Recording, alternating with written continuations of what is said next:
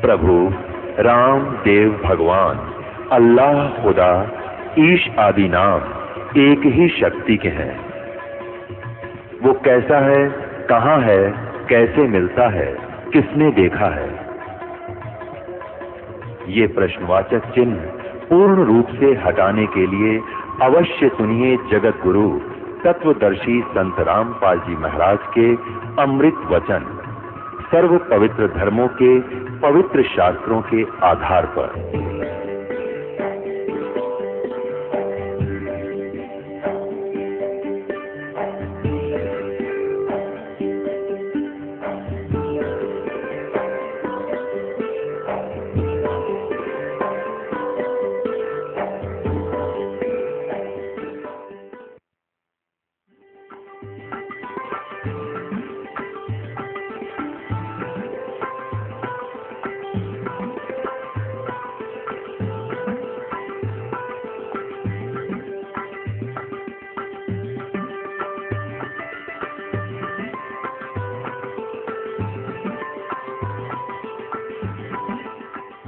आदरणीय नानक साहिब जी की जीवनी से पता चलता है, जिसमें उनको बेई नदी के ऊपर परमात्मा स्वयं आकर मिले जिंदा बाबा के रूप में, और उनको वहां से अंतर ध्यान किया, शरीर को कहीं और रख दिया और उनको लेकर के सचखंड सतलोक चले गए।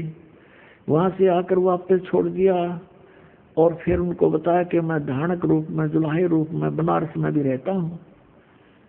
तो वहां परमात्मा पहले उनको मिले थे कबीर रूप में, एक भक्त रूप में मिले थे नानक जी को, उनसे काफी गोष्ठी की थी, लेकिन उस समय श्री नानक देव जी नहीं माने थे, लेकिन ज्ञान से घायल जरूर हो गए थे। फिर परमात्मा जिंदा बाबा का रूप बना करके दोबारा वहां पहुंचे, फिर सचखंड लेकर गए। वहां से छोड़ दिया कि मैं काशी के अंदर रहता हूँ, जुलाहे का कार्य करता हूँ, स्वामी रामानंद जी मेरे गुरु हैं और मैं पृथ्वी पर गया हुआ हूँ ज्ञान प्रचार के लिए। तो नानक साहिब जी तीसरे दिन वापस आए, वहीं से चल पड़े। पहली उदासी उन्होंने बनारस साइड की परमात्मा को देखा धानक रूप में, जुलाहे रूप में कार्य करते हुए। तब कहा था, फाई सूरत मुलुकी वेश ए ठगवाड़ा ठगी देश खरा सियाना बहुता बारी, धानक रूप रहा करता। आंखों में आंसू भर गए। तो परमात्मा से उपदेश लिया सतनाम। अब सतनाम प्राप्त किया, जब पता लगा कि तेरे की पूरे गुरु बिना बात बने नहीं, और ये है वो पूरे गुरु और यही परमात्मा है। वाहे गुरु वाहे गुरु।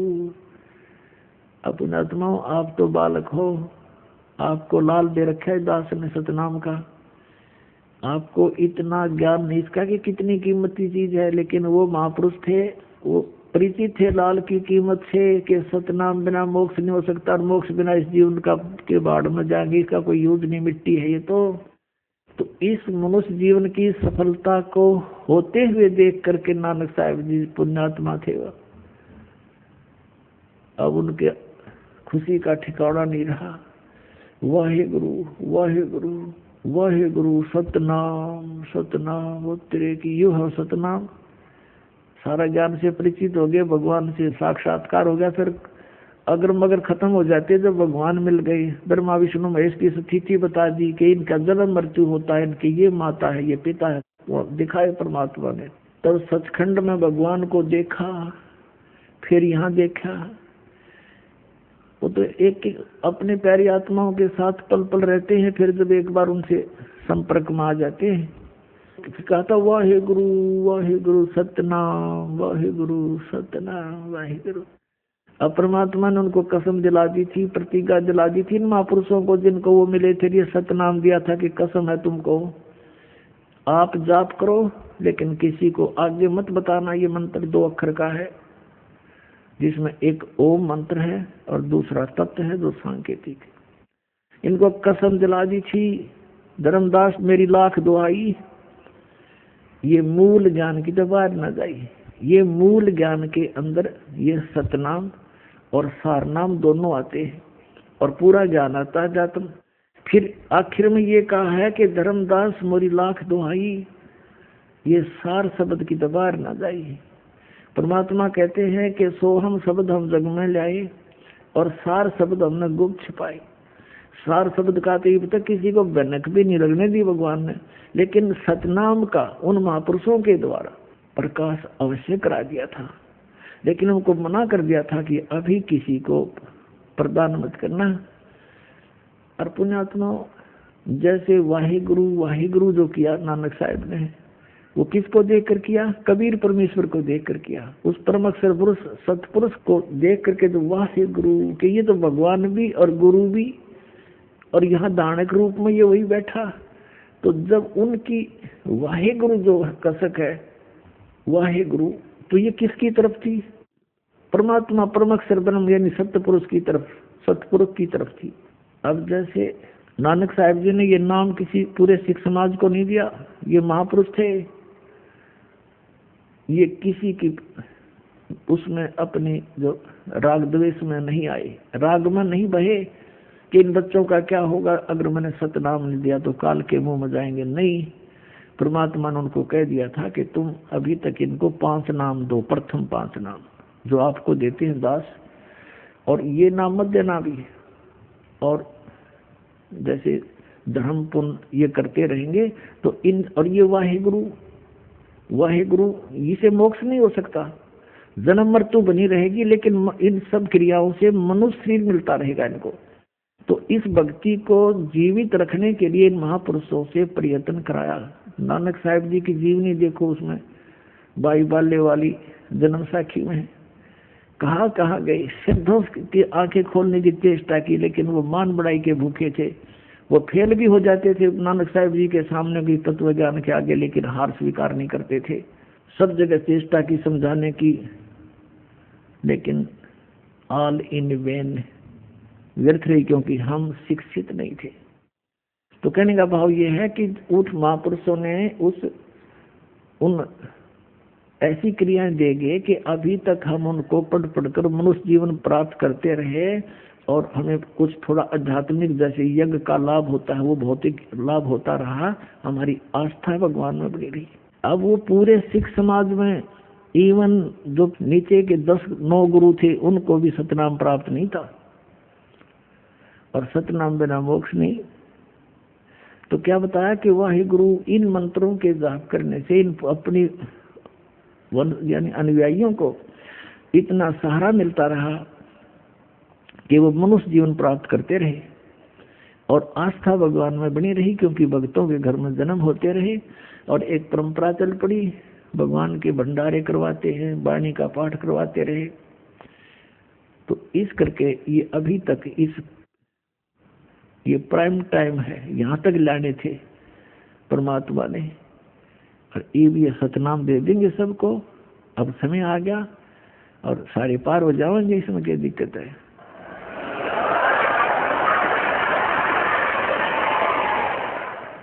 तो क्या बताया था उन्होंने, वाहिगुरु। अब एक उदाहरण, क्योंकि संतों के जो कोड वर्ड है पुण्यात्माओं, ये बालकों के समझ में नहीं आ सकते, इसलिए जैसे पवित्र गुरु ग्रंथ साहिब है, पवित्र गीता जी, पवित्र वेद, श्रीमद् भगवत गीता जी, इनमें पवित्र पुराण बाइबल, इनको समझने के लिए सतगुरु की आवश्यकता पड़ेगी। अब कोई इन्हीं तक सीमित रहे तो उससे बात बने नहीं, स्वयं निष्कर्ष जीव नहीं निकाल सकता। अपने सत्र पर जीव की 110 अध्यापक की आवश्यकता होती है सिलेबस को समझाने के लिए, तो स्टूडेंट नहीं समझ सकते उसको, वो तरीके समझाने के उस टीचर को ही पता होता है। सिलेबस वही होता है, बच्चे भी पढ़ते रहते हैं लेकिन वो नहीं समझ सकते। ऐसे ही स्वयं किसी भी सदग्रंथ का अध्ययन करते रहने से और बिना गुरु के जीवन व्यर्थ हो जाता है। अब जैसे वाहिगुरु का नाम दे गए वह, लेकिन सतनाम मना कर दिया, खबरदार। भाई बाले वाली जन्म साखी में एक अध्याय है समुद्र की साखी, तो उसमें नानक साहिब जी और बाला और मर्दाना दो उनके सेवक दो हरदम साथ रहते थे। उन्होंने प्रार्थना की, ए गुरुदेव हमें लंका दिखाओ। उनसे कहा कि आंखें बंद करो, आंखें बंद करके खोली तो समुद्र पर खड़े थे किनारे पर। श्री नानक देव जी ने कहा कि तुम मेरे पीछे पीछे वाहिगुरु वाहिगुरु करते हुए आ जाओ। आगे चल पड़े, जैसे पृथ्वी पर चलते ऐसे समुद्र पर चलने लगे। बाला और मर्दाना तो वाहेगुरु जप रहे हैं, और नानक साहिब जी 2 अक्षर का वो नाम जाप कर रहे हैं, सतनाम। लेकिन उनको विधि नहीं बताई, बोल के सुना दिया। अब बोल के सुनाने से उनको क्या हुआ कि मर्दाना ने सोचा, जब गुरुजी जो नाम जाप करे मैं भी वो क्यों ना करूं। वाहेगुरु छोड़कर वो सतनाम जाप करने लग गया 2 अक्षर का, और वो डूबने लग गया। तब नानक साहिब जी ने कहा कि मर्दाना तू वो जाप कर, वाहेगुरु जो मैंने व्याख्या है, मेरी नकल मत कर। गुरु की नकल नहीं करनी चाहिए, गुरु जी की करने की तरफ नहीं देखा है, वचन पर डटना शिष्य का कर्तव्य होता है। अब फिर उसने वाहेगुरु शुरू किया तो वो फिर जल पर थल की तरह चलने लगा। अब ये झटका क्यों दिया नानक साहिब जी ने? पुणात्मा हो, आप तो बालक हो, बालक बुद्धि है आपकी, बच्चे हो भी।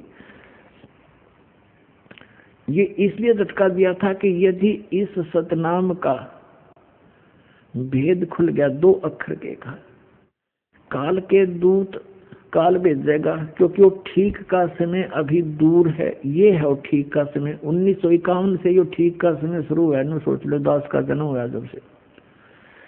और उसके बाद भारतवर्ष, आज शिक्षा हुई भारतवर्ष में, और एकदम शिक्षा की बाढ़ सी आ गई।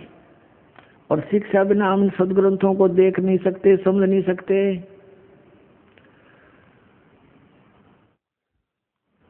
तो इसलिए उन्होंने मना किया था कि काल अपने पंथ बनाओगा, और उन पंथों के संतों के हाथ यदि ये सतनाम 2 अक्षर का लग गया तो ये भी वही नाम देंगे, और वो अधिकारी है नहीं इस नाम के देने के।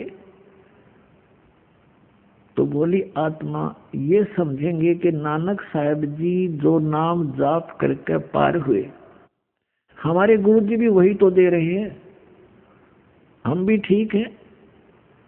लेकिन पुण्यात्माओं, उन महापुरुषों को सख्त हिदायत थी परमात्मा की कि तुम जाप करो, कल्याण करवाओ, तुम अधिकारी हो। लेकिन अधिकारी तो ये और भी हैं, लेकिन इनको ज्ञान नहीं इस तरह का। और प्रत्येक ने ऊपर ले जाकर मैं छोड़ भी दूं तो सभी उस बात पर दृढ़ नहीं होते। जैसे हजरत मोहम्मद जी को भी परमात्मा लेकर गए थे, जैसे इन महापुरुषों को लेकर गए। मैं बार बार आपके समक्ष उनके नाम लेता हूँ, लेकिन हजरत मोहम्मद ने, क्योंकि यहाँ उनकी प्रभुता घनी हो चुकी थी, लाखों शेष बन गए थे, तो उन्होंने वो स्वीकार नहीं किया सतलोक में वाले ज्ञान को। तो परमात्मा ने उसको वापस छोड़ दिया था। और कहते हैं हम मोहम्मद को वहां ले गयो सतलोक में, और इच्छा रूपी वहां नहीं रहो। उल्ट मोहम्मद महल पठाया, गुज बीरज एक कलमा लाया, रोजा बंग नमाज दे रे, बिस्मिल की नहीं बात कही रे। अब जैसे तुम बिस्मिल करते हो, ये हजरत मोहम्मद का आदेश नहीं है। उन्होंने केवल रोजा, बंग और नमाज, ये 3 चीज दी थी आपको। बिस्मिल की नहीं बात कही रे। नबी मोहम्मद नमस्कार है राम रसूल कहाया, 1,80,000 को सौगंध जिन नहीं कर चलाया। अरस कुरस पर अला तकत है खालिक बिन नहीं खाली, वह पैगंबर पाक पुरुष थे साहिब के अब्दाली। अब कहने का भाव यह है कि हजरत मोहम्मद जी को भी परमात्मा ले गए थे, लेकिन वो नहीं रखे, रुका वहां पर, न उस ज्ञान को स्वीकार किया। तो इसी प्रकार वो वेदों में लिखा है कि वो परमात्मा अपने दृढ़ भक्तों को मिलता है, उनको तत्व ज्ञान से परिचित कराता। ये दृढ़ भगत थे जो कह दिया सो फाइनल, आगे बिल्कुल उसकी कहीं पर जो है ना उसकी मैक भी नहीं जाने दी सतनाम क्या होता है। तो पुण्यात्माओं, अगर आज ये राधा स्वामी धन सतगुरु जय गुरुदेव, ये सच्चा सौदा सिरसा वाले और ठाकुर जी वाले यानी शिवदयाल जी के जो ब्रांच हैं, ये भी ये सतनाम का नाम देते, गुरु ग्रंथ साहब देखो ऊपर डा करते, क्योंकि नहीं सिख धर्म से निकले हुए ये संत हैं, तो ये भी नाम देना शुरू कर देते। तो आज हम कैसे पहचानते इस काल के और दयाल के पंथ को? या दया करी दाता ने उन बच्चों को अपने को सावधान कर दिया कि खबरदार बिल्कुल नहीं बताओगे किसी को, और उन्होंने दृढ़ता से पालन किया। तो ये झटका देना जरूरी था, ये सार्वजनिक करना भी आवश्यक था कि मैं ये जाप किया करता। अब इसकी जहाँ जो ये लीला की नानक साहब जी ने, इसके हमें हानि भी हुई लेकिन लाभ घना हो गया। हानि क्या हुई कि जैसे नानक साहब जी ने अपनी अमृत वाणी में ये मंत्र लिखा था,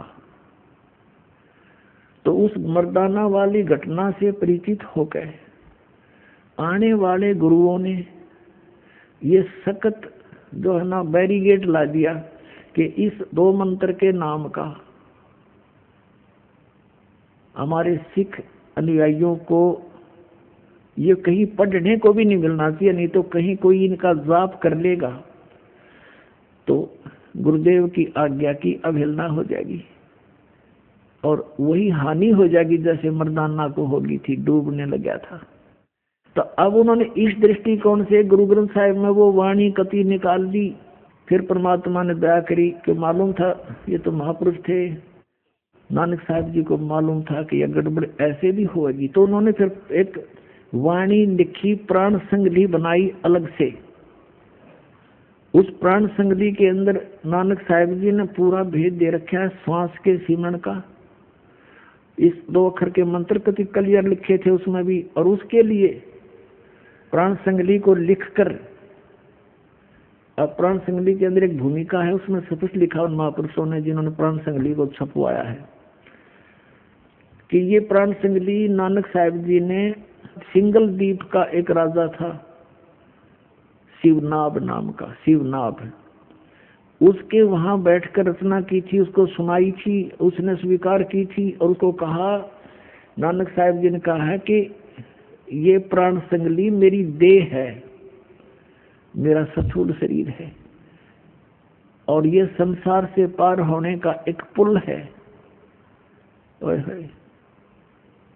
ये संसार से पार होने का एक पुल है, इसने संभाल के रखना, इसको रखने का अधिकारी तू ही है, इस 3 लोक में दूसरा नहीं है। कहने का भाव उनका ये था कि ये मैंने जो अपना अनुभव इसमें लिख दिया तो ये समझो मैं ही हूँ और जैसा मेरा आदर करते हो ऐसा इसका आदर करना। और कहने का भाव ये नहीं था कि इसी को मत्था टेकते रहना, इसमें लिखा ऐसे करना नहीं। उसका उद्देश्य ये था कि इसको श्रद्धा से रखना, आम आदमी को मत देना कि अनादर कर देंगे, किसी के गलत के हाथ लग जाएगा। तो फिर उन्होंने ये भी लिखा है कि फिर मेरा कोई सिख आवेगा और इसको दे देना। तो क्या हुआ इतिहास में थोड़ा दिखा देता हूँ आपको। तो फिर क्या हुआ थोड़ा मौखिक बताता हूँ, फिर आसानी से समझ में आओगी। तो क्या हुआ, 5वें गुरु अर्जन देव जी हुए सिख समाज में। तो उन्होंने सोचा कि भाई सब महापुरुषों की वाणी इकट्ठी कर दूं और इसको एक आदरणीय ग्रंथ बनाकर इसके पठन पाठन के लिए इसका प्रचलन करना था। उसने प्रेरणा उन्हीं महापुरुषों की थी। तो उन्होंने सब वाणी इकट्ठी की, जिसके पास भी नानक साहब जी की वाणी थी। तो उनको पता चला कि ऐसे ऐसे एक शिवनाभ राजा के पास नानक साहब जी की बहुत अनमोल ग्रंथ रखा है। तो उसके पास भेजा, उसका पोता था उस समय, पौत्र। पहले उसने मना कर दिया कि मेरे पिताजी को गुरुजी ने मना कर रखा, किसी को देनी नहीं है। बड़ा संघर्ष किया कि नहीं देना पड़ेगा, हमारा ग्रंथ है, हमारे गुरुजी का ग्रंथ है, तुम क्यों नहीं दोगे। यानी आखिर में उसने देना पड़ा, उसने दे दिया वो ग्रंथ। गुरु अर्जन देव जी ने उसको पढ़ा, उसने देखा कि इसमें तो बहुत कुछ लिखा है। उसमें कहाँ तक लिखा था, दोनों महापुरुषों की गोष्ठी हुई थी, परमेश्वर कबीर जी की और नानक जी की। उसमें स्पष्ट लिखा है, पहले तो प्रथम गोष्ठी में तो नानक साहब जी समझ नहीं पाए कि ये कबीर धानक ये परमात्मा होगा। तो परमेश्वर जिस भी महापुरुष से मिले हैं, जैसे धर्मदास जी से मिले थे, उसको कहा था, हे महात्मा जी मैं तो ज्ञान का भूखा हूँ, मुझे कहीं ज्ञान मिला नहीं, आप मुझे ज्ञान दो। तो धर्मदास ने कहा था कि ज्ञान का लाभ जब होता गुरु बनाओ। तो धर्मदास जी से कहा परमात्मा ने कि मैं गुरु बनाऊंगा, लेकिन मेरे शंका का समाधान तो कर दो, और आप मुझे चलो शिष्य बना लो। ऐसे ही सुना दो। तो धर्मदास जी ने कहा था कि मैं शेष नहीं बनाता, हमारे गुरुजी हैं उनसे नाम दिलाऊंगा मैं। तो ऐसे ही नानक जी को मिले थे बेई नदी पर, उनसे प्रश्नोत्तरी की थी। नानक साहिब जी ने भी यही कहा था कि गुरु बिन मोक्ष नहीं होता, आप गुरु बनाओ। परमात्मा ने कहा ठीक है, आपसे बड़ा कौन गुरु हो सकता है मेरा, मैं आपको गुरु बनाता हूँ, मुझे ज्ञान बताओ, मेरे प्रश्नों का उत्तर दो, समाधान करो। तो ये प्रश्नोत्तरी हुई थी। तो परमात्मा ने उनसे प्रश्न किया था, क्योंकि नानक साहिब जी का जन्म पवित्र हिंदू धर्म में हुआ था। कालूराम मेहता खत्री ये इनके पूज्य पिताजी थे। और नानक साहिब जी को एक ब्रजलाल नाम के पांडा पढ़ाने आया करता था, गीता पढ़ाता था ब्राह्मण। और श्री कृष्ण जी और विष्णु जी को, शंकर भगवान को ये अपना प्रिय इष्ट मानते थे, गीता जी को सही मानते थे। तो गीता जी के अंदर प्रमाण बताए पर नानक साहिब जी को कबीर साहब ने कि ऐसे ऐसे लिखा है। वो तो कहता मेरा जन्म मृत्यु होती है, वो सारी रेफरेंस दिए उसको। तो नानक साहिब जी उस समय नहीं माने थे, लेकिन घायल हो गए थे, जख्मी हो गए थे कि ज्ञान सच्चा है। और अब के जब वो संत आ जावे तो मैं बात करूं उनसे। दूसरी रूप में परमात्मा फिर जिंदा बाबा के रूप में गए थे और फिर उनको सचखंड लेकर आए थे, सचखंड वापस छोड़ा था। अब कहने का भाव ये है कि इस प्राण संगली के अंदर पूरा विवरण था कि नानक साहिब जी ने कबीर परमेश्वर जी को अपना गुरु स्वीकार किया हुआ था। पहले तो क्या देखा अर्जुन देव जी ने कि इसमें तो सारा वो क्लियर लिख रखा है कि कबीर जी इनके गुरु थे। फिर क्लियर लिख रखा है ये मंत्र 2 अक्षर का मंत्र जो बिल्कुल नानक साहब ने मना कर रखा है। तो उसको उन्होंने उस प्राण संगली को, जिसको नानक साहब जी कह रहे थे मेरा शरीर है, मुझे समझ लो, अगर किसी को नष्ट कर दिया तो मुझे नष्ट कर दिया तुमने। लेकिन उस आज्ञा को देखते हुए कि जो इंसिडेंट मर्दाना के साथ हुआ था कि उसने सतनाम के 2 अक्षर का नाम जाप कर दिया था, शुरू कर दिया था और वो डूब गया था। गुरुदेव ने मना कर दिया था कि तूने ये जाप नहीं करना। तो कहीं ये आज्ञा केवल ना हो जाए, इसमें तो सब कुछ लिखा, इसलिए उस ग्रंथ को, प्राण संगली को जल प्रवाह कर दिया एज इट इज। एक साधु था, एक भगत था, उसने प्रार्थना की महाराज इतना अनमोल ग्रंथ है तो मुझे दे दो, मैं अलग रख लूंगा, किसी को नहीं बताऊंगा। तब उस प्रार्थना को स्वीकार करके कह दिया ले जा, निकाल ले जा इसको। तो वो निकाल लिया। देख दया दाता की काल ने कहाँ तक आड़ कर दी थी, कहाँ तक बात बिगाड़ दी थी। तो फिर भी अगर प्राण संगली में ना भी मिलता तो परमात्मा कहते हैं ना, काल के कहीं ना कहीं से वो रास्ता निकाल लाते परमात्मा, काल से बचा कर सत्य ज्ञान को। क्योंकि जन्म साखी, भाई बाले वाली जन्म साखी, समुद्र की साखी में क्लियर लिख दिया कि नानक साहब जी ये जाप करा करते थे, इसने ये मिटा नहीं पाए, कहीं छुपा नहीं सके। तो आज आपको समझने के लिए सफिशिएंट है कि कौन है वो 2 अक्षर का मंत्र और किस उद्देश्य से मना किया था नानक साहब जी ने। और फिर साथ में ये भी कहा कि ये मंत्र है जाप करने के और कोई मंत्र नहीं है, और ये पूरे गुरु से लेकर जाप करना। यानी उस समय इनको छुपाना जरूरी था। अब वर्तमान में ये दास भेज दिया उन महापुरुषों ने, परमात्मा ने भेज दिया कि अब इस नाम को दो और सबका कल्याण हो जाएगा। सभी यहाँ आ रहे हैं बार बार जन्म लेकर के।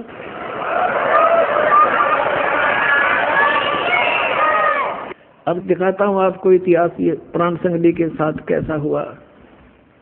ये देखिएगा श्री गुरु नानक साहिब की प्राण संगली सटीपन, प्रथम भाग। श्री गुरु नानक साहिब विरचित, श्री नानक साहिब ने अपने कर कमलों से रचिए प्राणों का अपूर्व कवच, जो सूरत शब्द योग साधन में अमोघ तारों से रचा हुआ है। आगे देखो ये कहाँ से छपा है। प्रकाशक है वेलविडियर प्रिंटिंग वर्क्स। ये 56A/13 मोतीलाल नेहरू रोड इलाहाबाद से। इसके संपादक कौन है ये देखिएगा। ये है श्री संपूर्ण सिंह। श्री संपूर्ण सिंह तरन तारण पंजाब से। इन्होंने इसकी भूमिका में क्या लिखा है देखिएगा। पहले आवश्यक सूचना पढ़ते हैं।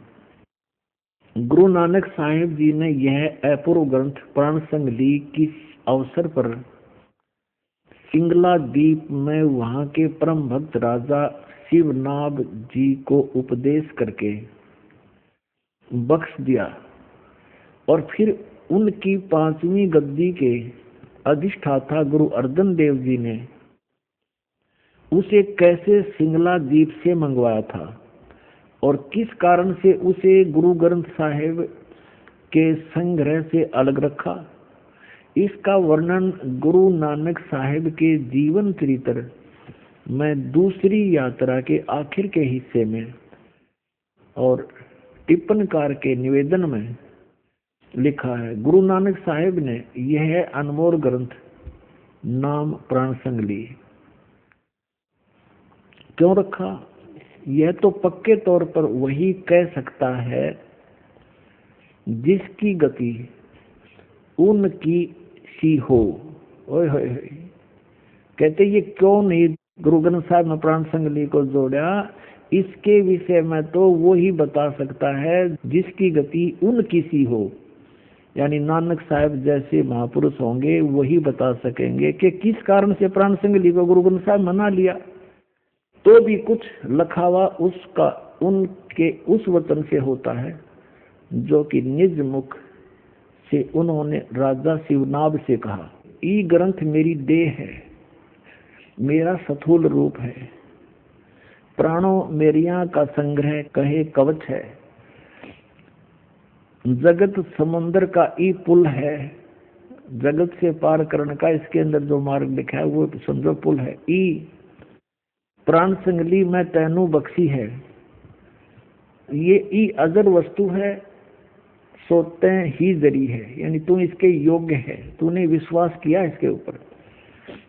ई प्राण संगली अमृत प्रवाह है और तेरे ही मुख विखे प्रवेश हुई है, होर 3 लोकां विच इस वस्तु ਨੂੰ संभालता कोई नहीं, ताते प्राणों विखे प्राण संगली रखनी।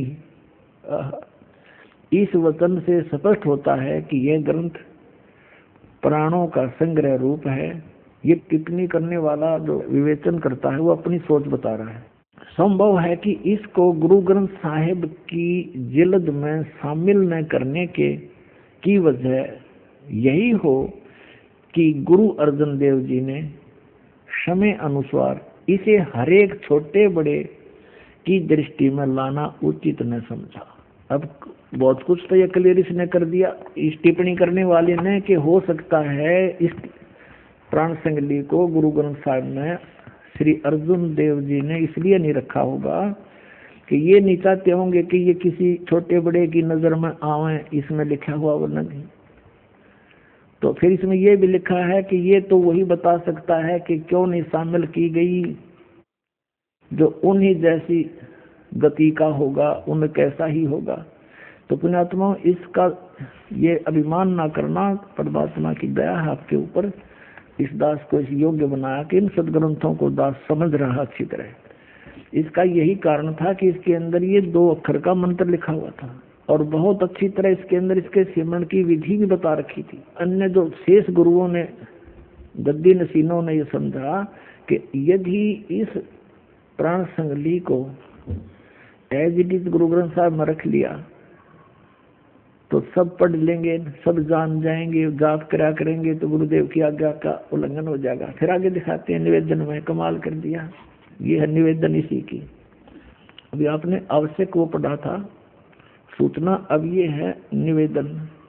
श्री गुरु नानक साहिब के 5म स्थान पर श्री गुरु अर्जन देव जी हुए हैं, जिन्होंने गुरबाणी की बीड़ बांधते समय भाई पैड़ा नामी एक शिष्य को सिंगला द्वीप भेजकर शिवनाभ के पौत्र के पास से ये ग्रंथ मंगवाया था, जिसे किसी कारण विशेष से श्री गुरु ग्रंथ साहिब की बीड़ में रखना उचित न समझकर सर्वथा ही जल प्रवाहित कर दिया था।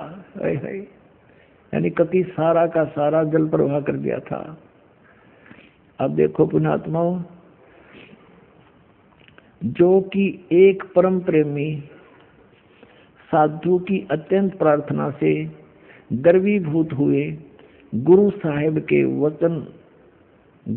के वचन अनुसार जल से निकलवाया और जैसे का तैसा उसे ही बख्शीश कर दिया गया था, जिसका प्रसंग गुरु प्रताप सूरज प्रकाश नामक प्रमाणिक इतिहास के तृतीय राशिगत 32वें अंशों में लिखा है। यानी ऊपर जो लिखा है उसका प्रमाण बताया कि इस इतिहास में लिखा है, ये गुरु प्रताप सूरज प्रकाश नामक कोई प्रमाणिक इतिहास उसमें लिखा है ऊपर का ऐसा। अपनात्मा इसमें क्या था, वो 2 अक्षर का भेद था इसमें, और एक इसमें फिर भी थोड़ा सा हिंट रह गया एक स्थान पर ओनली, पूरी इस प्राण संगति में एक स्थान पर, और वो इन समझ में ना आई जिन्होंने इसमें रख लिया, बाकी इसमें से निकाल दिए गए क्योंकि ये पूर्ण नहीं है प्राण संगति।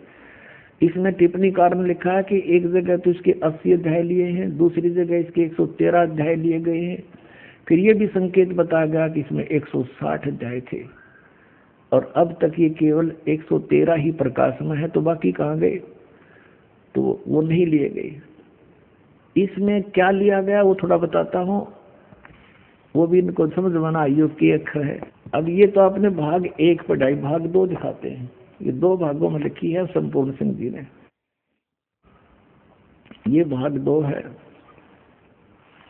और इसमें ये वहीं से प्रकाशित है, ये द्वितीय भाग है इसका। इसके 103 पृष्ठ पे दिखाता हूँ आपको, ये देखिए 103 पृष्ठ पे ये प्राण संगति, ये यहाँ से शुरू होता है, ये राग भैरव है। मेला पहला जहाँ हो समझो गुरु नानक देव जी के सीधे वचन है। इसमें क्या लिखा है 103 पृष्ठ पे दूसरा भाग, इसमें लिखा है कि साध संगत मिलिया मन माना और ना मैं ना ये ओम है स्पष्ट, ये ना मैं ना है, यो है इसके साथ लगना था, ये गलती से इसके साथ लग गया, नहीं इसका हूँ समझ लिया हूँ, ये है ना मैं ना ओम सोहम जाना है। यहाँ इस ना का अर्थ है नाम, तेरा के ना है, जैसे हम सिंपल भाषा में बोलते हैं, और पंजाब क्षेत्र में भी यही बोलते हैं, लगभग मिलती जुलती भाषा। तेरा की ना है, तो ये ना मैं ना, तेरा की नाम है, ना मैं ना है, ओम सोहम जाना, नामों में नाम, ओम सोहम जाना, ये 2 अक्षर का ये है। अगर ये इसके साथ ना जुड़ा होता तो इसमें भी नहीं रहता, यो इसको भी निकाल देते बिल्कुल। अब इसके लिए थोड़ा सा और आपको स्पष्ट करते हैं, ये देखो, ये है 150 पृष्ठ पे, और इसके यहाँ क्या है ये देखो, ये ओम है ना, ओम दर है, तो यहाँ कोई इसको गलती ना समझ ले भाई हूँ लिखा हूँ नहीं है ये, क्योंकि उसका कोई सेंटेंस नहीं बनता वैसे तो। अब इस ओम को इन्होंने टिप्पणी की है 2 नंबर पे, इस ओम को ऐसे लिखा है, इसको ओम दर है ना, ओम दर, तो इसको औ कहते, फिर पंजाबी में अगर औ कहते फिर यहाँ भी औ होना चाहिए था ये, तो यहाँ इसको ओम दर स्पष्ट कर दिया, ओम अलग दर अलग, ओम दर, तो ये वही ओम है। तो यहाँ फिर 103 पृष्ठ फिर देखो, इसमें सतत लिखा है 103 पृष्ठ पर हम फिर आगे हैं इसी पे दूसरे भाग में। यहाँ फिर देखो, साध संगत मिलिया मन माना है, और ना मैं ना, ये एक बिंदी है 2 नहीं, ना मैं ना ओम सोहम जाना, ना है, नामों में नाम है ओम सोहम, ये जाना, ये सब नामों में एक श्रोमणी नाम, ये 2 मंत्र का है। और इसे क्या बताते हैं, सगल भवनमय एक का ज्योति, सतगुरु पाया सैद सरोत, और नानक कलबिस काटता ही सहज मिले अमृत सिंचाई, कि इस 2 मंत्र के नाम ते ये कलबिस माने पाप कटते हैं। अपने आत्माओं, जैसे अभी तक ये सदग्रंथ पवित्र 4 वेद, पवित्र श्रीमद् भगवत गीता, पवित्र 18 पुराण और पवित्र गुरु ग्रंथ साहिब, पवित्र बाइबल, पवित्र कुरान शरीफ, इसको बड़ी चाव से, बड़ी श्रद्धा से सभी अपने धर्म के लोग पढ़ा करते थे, लेकिन समझा कोई नहीं। जिन महापुरुषों ने लिखा, अब उनके लेख को, टीचर के लिखे हुए लेख को टीचर ही बता सकता है, विद्यार्थी नहीं जान सकते थे। इसने सिर पर धर कर घूमते रहो। अपने आत्माओं, जैसे गुरु ग्रंथ साहिब को इन महापुरुषों ने, तो 10वें गुरु जी थे, उन्होंने ये कह दिया कि भाई आगे गुरु नहीं होना चाहिए और तुम इस गुरु ग्रंथ साहिब को ही सिरोधार्य मानो। ये महापुरुषों के लिखे हुए विचार उनकी देह है, उनका शरीर है, इसका आदर करो। तो पुणात्मा उन्होंने ये नहीं कहा था कि इसमें लिखे हुए के अनुसार ना करना, उन्होंने ये अवश्य कहा था कि ये सिरोधार्य हो, इसमें अनमोल वचन है। अब कोई यही तक सीमित हो जाए कि हमने तो बस गुरु ग्रंथ साहिब को मान लिया, इसको पढ़ते रहेंगे, ये हमारा गुरु है। इसके अंदर तो पुण्यात्मा वो धन दादगे, वो महापुरुष जिसको आप समझ नहीं पा रहे, उसके लिए भेदी की आवश्यकता पड़ेगी। और गुरु नानक साहिब जी बार बार कहते हैं कि गुरु बिन परमात्मा की जो साधना भी करते हैं वो व्यर्थ है उनकी।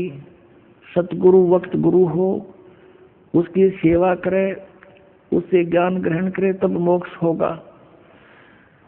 ऐसे ही पवित्र गीता, पवित्र पुराण, पवित्र 4 वेद, ये 5500 वर्ष हो गए लगभग लिखे हुए, और आज तक इनको कोई समझ नहीं सका इस दास के अतिरिक्त। ये खजाना दबा था, इसके अंदर लिखा कुछ, कर कुछ रहे थे। तो इस दास के ऊपर कृपा की परमात्मा ने, जो आपके समक्ष उस गूढ़ रहस्य को रूबरू करा। अब ये जो सदग्रंथ हैं, अगर इनमें गुरु भेदी नहीं ढूंढा तो ये धन दबा दबा रह जाएगा, यूजलेस आपके लिए। एक समय एक सेठ था, उसने अपना सारा धन अपनी बही में पैड पे लिख दिया, डायरी में, कोड वर्डों में, और बच्चों को पता था कि हमारे पूर्वज ऐसे ही करते आते हैं। उस सेठ की अचानक मृत्यु होगी। अब उस लाला जी ने, उस धनी ने अपने आंगन में एक बेड़े में वो बना रखा था मंदिर, मकान के साथ ही। तो उसने बही में लिख रखा था कि चांदनी 14, यानी चांदनी 14 शुक्ल पक्ष की 14 को रात्रि के 12 बजे मंदिर के गुंबद में इतना इतना इतना इतना धन, इतना सोना, इतनी चांदी, इतने रुपये चांदी के रखे हैं। और पिताजी की अंतोष्टि करने के उपरांत उन्होंने अपने वो संभाली डायरी, पिताजी के लिखे हुए लेख, उसमें पढ़ा के मंदिर के गुंबद में बहुत सारा धन दाब रखा है। उन्होंने रात्रि में मंदिर फोड़ दिया, गुंबद ढा दिया, उसमें कुछ नहीं पाया। बड़े दुखी हुए कि पिताजी ने तो बहुत हमें भ्रमित कर दिया, दावा कहीं और है, लिख दिया मंदिर में, गुंबद में तो पाया नहीं। बड़े चिंतित हुए। एक दूसरा सेठ उनका शोक व्यक्त करने आया वहां पर, वो जानकार था इन कोड वर्डों का। उन्होंने कहा कि अंकल, हमारे पिताजी ने तो हमारे साथ धोखा कर दिया, जहां धन दबा रखा था वो धन हमें वहां पर मिला नहीं, हम तो लुट गए, पिट गए, धन बहुत घना था। तब उस सेठ ने कहा, जो जानकार था, कि दिखाओ बेटा, मुझे दिखाओ, वो डायरी दिखाओ तुम्हारे पिता की लिखी हुई। उन्होंने वो पैड, वो डायरी उनको दे दी। उसने देखा कि रात्रि के 12 बजे और चांदनी 14 और गुम्बद में धन। वो समझ गया, कहा बेटा इस गुम्बद को फिर बनवाओ। मंदिर का गुम्बद एचडी 4 करवाया, चांदनी 14 आई, और उस दिन आकर के उसने उस स्थान पर निशान लगाया जहाँ चंद्रमा की रोशनी में गुम्बद की छाया थी। आंगन के अंदर वो स्थान था जहाँ पर धन दबा हुआ था, रात्रि में छाया जहाँ गुम्मत की जाती थी, वहाँ निशान लगा दिया कि यहाँ से खोदो, वो सारा धन पा गया। तो पुण्यात्माओं, ये सदग्रंथ है, ये कोड वर्डों में लिखे हुए हैं, और जब तक इस दास की सहयोग नहीं लोगे आपका धन दबा दबा रह जाएगा। बोलो सतगुरुदेव।